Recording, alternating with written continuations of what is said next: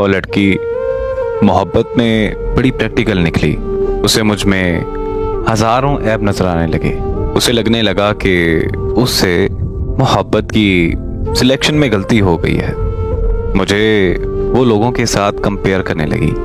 मैंने उसके लिए खुद को बदला भी कि शायद वो मुझसे प्यार करती है तो मुझे सबसे अच्छा देखना चाहती है।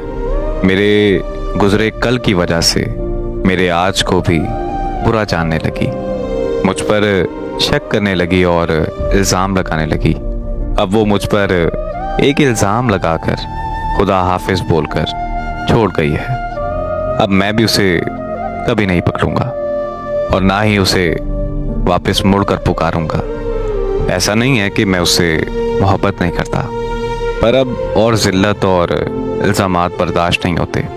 मैं उससे ये कहना चाहूँगा कि मोहब्बत एहसास और यकीन का नाम है। मोहब्बत में बेहतर बनना या बनाया नहीं जाता, बल्कि अपनी मोहब्बत को बेहतरीन समझा जाता है।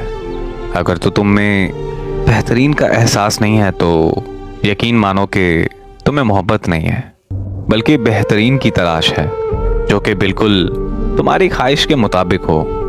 मैं अब खुद ही खुद को तुम्हारे मुताबिक नहीं समझ रहा, इसलिए अब मैं तुम्हें मनाने नहीं आ रहा, क्योंकि मैं ये नहीं चाहता कि मैं तुमसे अपना हाल दिल शेयर करूं और तुम मुझ पर तरस खाकर मान जाओ। मैंने ये कभी चाहा ही नहीं कि मैं कभी तुम्हारी मजबूरी बनूं, क्योंकि मोहब्बत में कोई मजबूरी होती ही नहीं। मैं अब तुम्हारा इंतज़ार भी नहीं करूंगा, ना ही मैं तुम्हें कभी बेवफा कहूँगा।